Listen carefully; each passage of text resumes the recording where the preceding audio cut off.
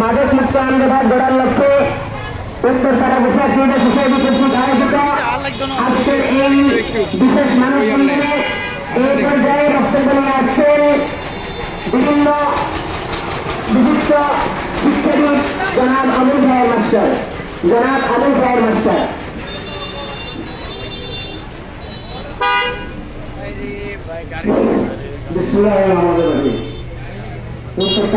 ক্রীড়া সংস্থা কর্তৃক আয়োজিত আজকের এই আন্দোলনকে মানব রাখার উদ্দেশ্যে আয়োজিত আজকের এই মানববন্ধনে আমরা বিভিন্ন দলের সিনিয়র তরুণ সহ আলোচনা এবং আন্দোলন সহযোগ করে জনসাধারণ উপস্থিত আছি।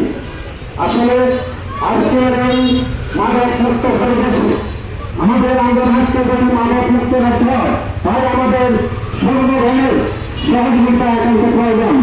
আপনারা জানেন বর্তমান বাংলাদেশ জাতীয়তাবাদী দল বিএনপি সরকার এই দেশকে মাদক মুক্ত করার জন্য আমাদের প্রান্তীয় নেতা বাংলাদেশের বর্তমান প্রধানমন্ত্রী জনাব তারেক রহমান ইতিমধ্যে বিভিন্ন কর্মসূচি পালন করছেন।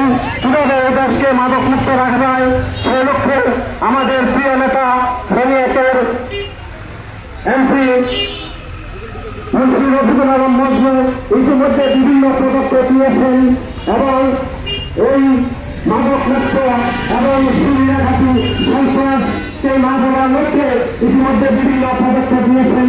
তারপরেও দেখা যায় আমরা যখন এই সকালে পত্রিকা করি আমরা সবাই দেখতে পাই আমরা নিয়ে একটা না একটা ঘটনা প্রতিনিয়ত ঘটে যাচ্ছে।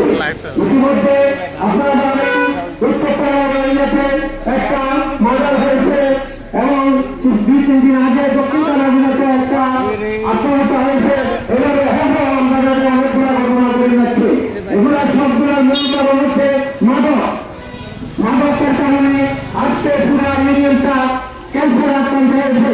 আমরা যদি আমাদের মানব দেহে ক্যান্সারটা যেরকম ভয়াবহ এটার কোনো চিকিৎসা নাই সেই হিসাবে যাকে মাদকে আসক্ত করেছে তার চিকিৎসা করা অনেক কঠিন।